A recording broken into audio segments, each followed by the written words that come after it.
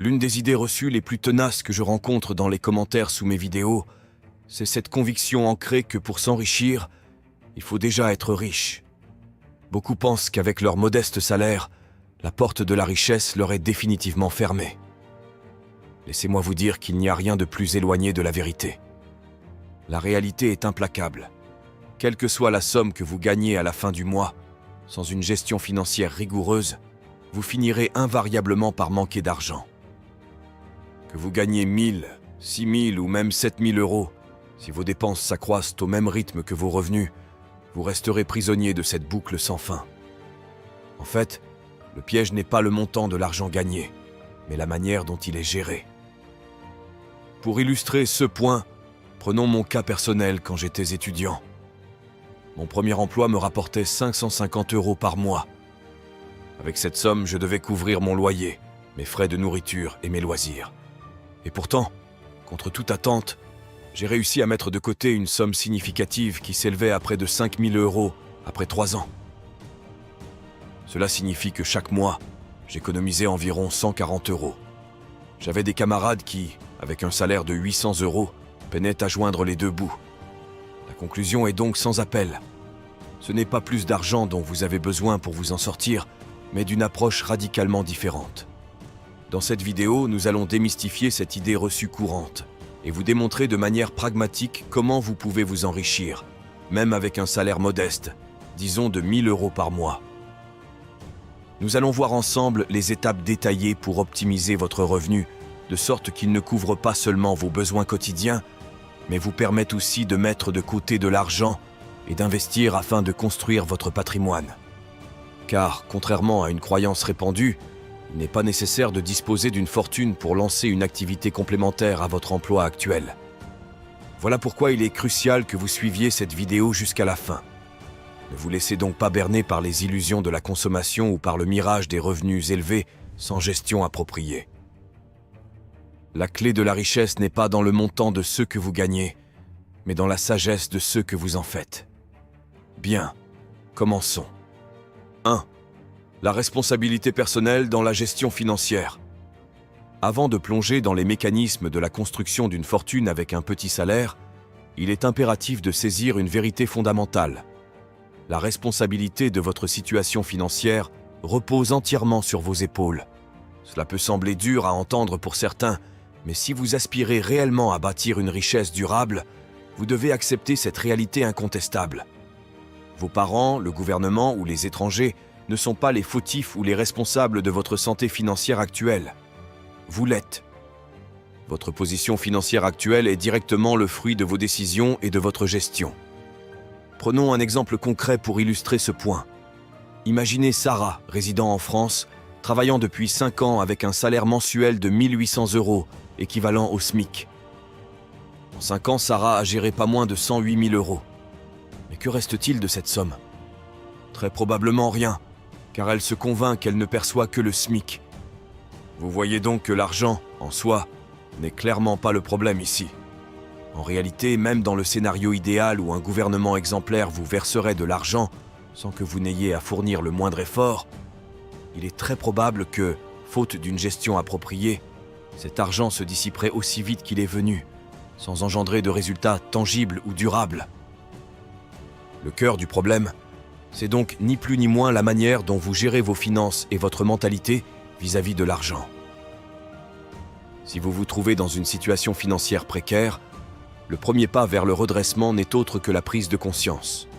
Reconnaître que jusqu'à présent, votre gestion a été déficiente.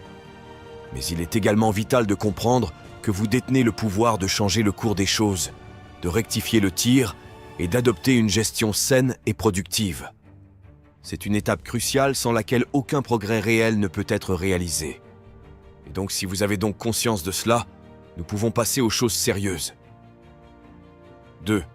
Comprendre et évaluer vos finances actuelles. La deuxième étape cruciale après avoir pris conscience de votre responsabilité dans la gestion de vos finances est d'examiner minutieusement où s'envole votre argent.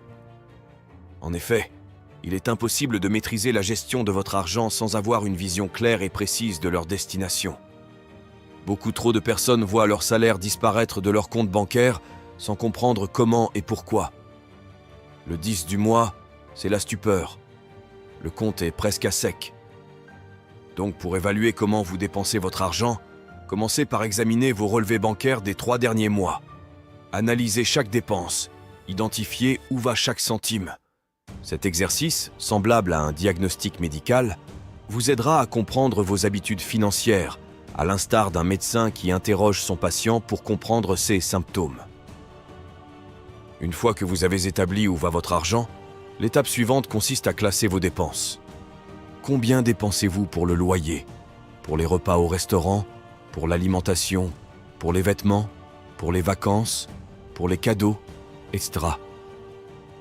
Il est essentiel d'avoir une vision claire et détaillée de vos flux financiers.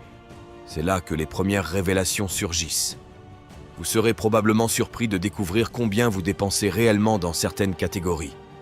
Par exemple, il se pourrait que vous découvriez avec effroi que sur un salaire de 1 800 €, vous consacrez 800 € au loyer ou au shopping. Cette prise de conscience est le premier pas vers un meilleur contrôle financier. Maintenant que vous savez où va votre argent, il est temps de le gérer plus judicieusement. Passons donc à l'étape suivante. 3. Se fixer les objectifs financiers.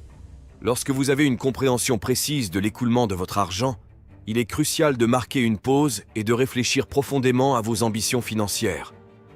Car c'est uniquement en ayant une vision claire de votre destination que vous pourrez établir un budget efficace et répartir judicieusement votre argent. Alors demandez-vous, quel est votre grand projet? Quels sont vos rêves financiers? Seul celui qui sait où il va peut épargner avec un objectif précis en tête. Si vous naviguez sans direction, à quoi bon épargner? À cette étape critique, vous devez être capable de vous fixer des objectifs tangibles. Que ce soit mettre de côté 5 000, 10 000, 15 000, voire 20 000 €, vous comprendrez bientôt pourquoi ces montants spécifiques sont essentiels pour initier un business parallèle à votre emploi actuel. Rappelez-vous, avec un salaire mensuel de 1 800 €, devenir riche uniquement avec le salaire est quasiment impossible. Alors prenez ce moment pour vous interroger. Si vous envisagez d'investir en bourse, de lancer un business en ligne, ou quel que soit votre projet, réfléchissez bien et déterminez la somme nécessaire à sa réalisation. Vous devez voir votre argent comme un outil à investir dans des projets qui le feront fructifier. Ainsi, chaque fois que vous recevez votre salaire, vous devez délibérément en allouer une portion à l'investissement. Donc, après avoir déterminé le montant nécessaire pour démarrer votre activité parallèle, nous sommes prêts à avancer vers l'étape suivante.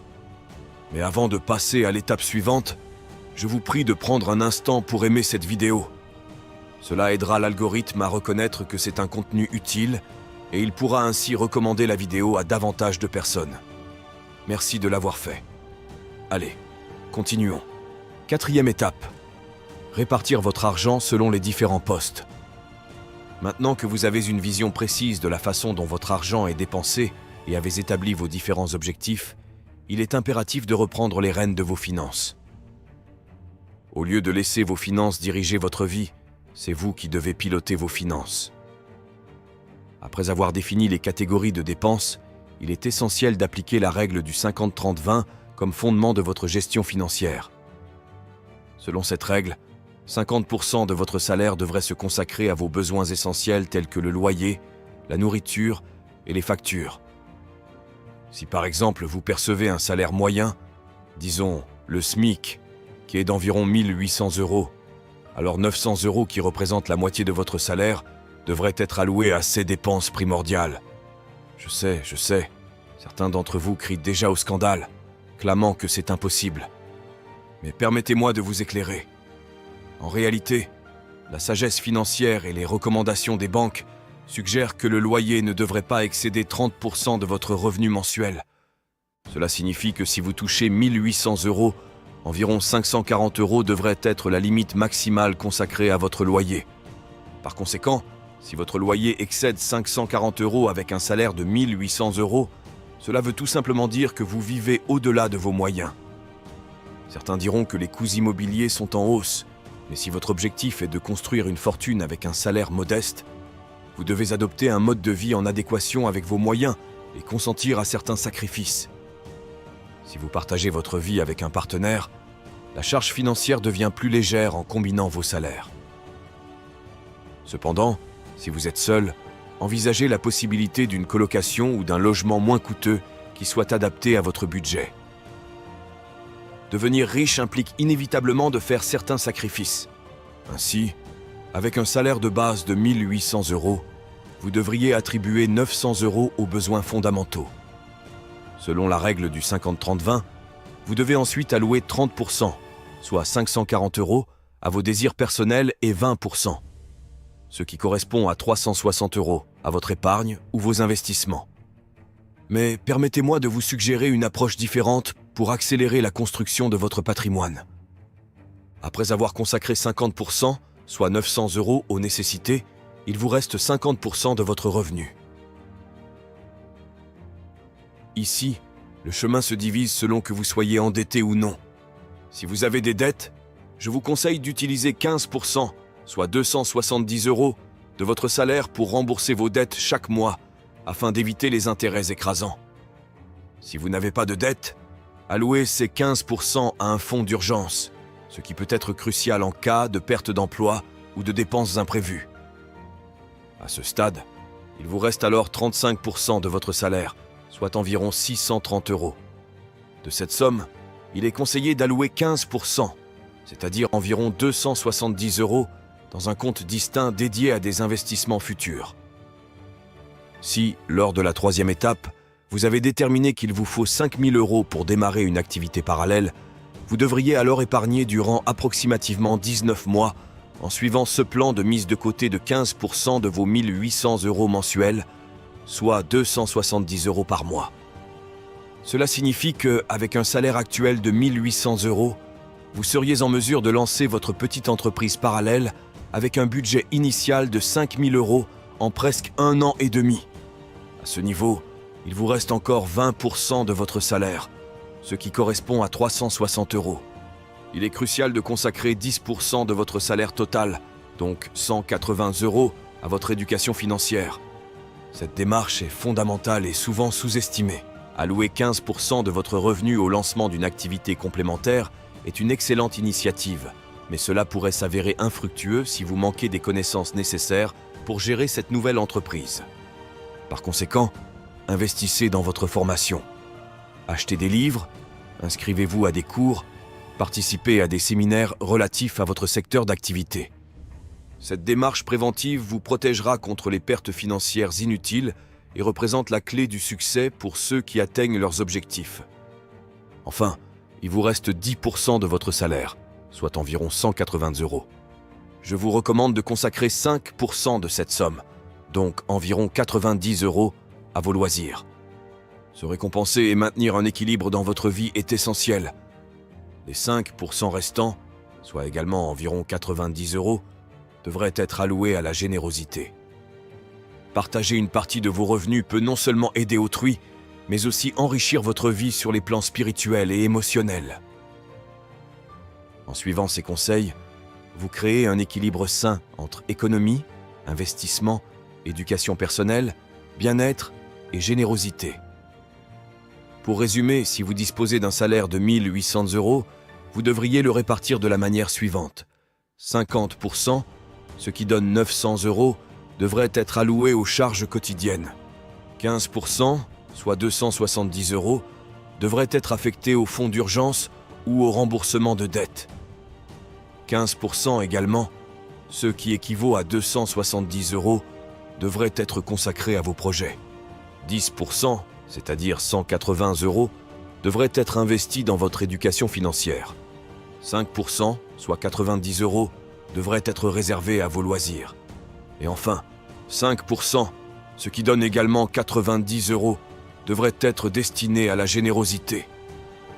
Voilà comment, même avec un salaire modeste, vous pouvez vous construire progressivement mais sûrement une fortune. Nous avons pris comme exemple le salaire le plus bas, le SMIC en France, pour illustrer notre propos. Selon ceux que chacun reçoit à la fin du mois, vous pouvez adapter la répartition en vous basant sur les différents pourcentages donnés. Étape 5. Quelques conseils d'investissement. À l'étape 3, nous avons évoqué l'idée de lancer une activité parallèle. Cependant, si vous vous trouvez dépourvu d'idées ou ne savez pas par où commencer, c'est le moment idéal pour commencer à vous éduquer. Plongez-vous dans la lecture de livres touchant au domaine qui vous intéresse. En effet, l'auto-éducation est la première étape vers l'indépendance financière. D'ailleurs, pour vous guider encore plus loin sur ce chemin, nous sommes en train de rédiger actuellement un e-book qui offrira 5 idées de business à lancer avec peu ou très peu de capital. Et ce sont des business que nous avons personnellement lancés. À l'intérieur, nous vous présenterons donc des études de cas précis avec nos propres résultats. Cet e-book sera disponible d'ici la fin mars ou en avril. Restez donc connectés pour ne pas manquer sa sortie.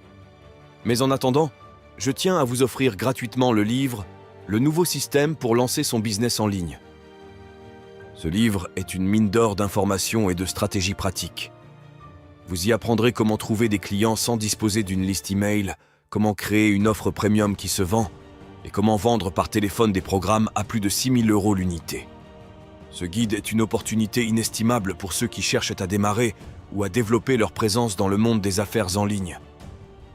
Le livre est entièrement gratuit et vous pouvez trouver le lien pour le télécharger dans la description ci-dessous. Cela vous donnera des idées concrètes pour démarrer quelque chose de significatif, pour transformer vos aspirations en réalité tangible. C'est là, mes chers auditeurs, comment, même avec un salaire modeste, vous pouvez débuter votre voyage vers la création de richesses. Merci d'avoir regardé. Je vous invite à prendre un instant pour aimer cette vidéo. Cela aidera l'algorithme à reconnaître que c'est un contenu utile et il pourra ainsi recommander la vidéo à davantage de personnes. Cela ne vous coûte rien, mais cela signifie beaucoup pour nous. Merci de l'avoir fait. N'oubliez pas de télécharger votre livre. Le lien se trouve en bas de la vidéo. À bientôt.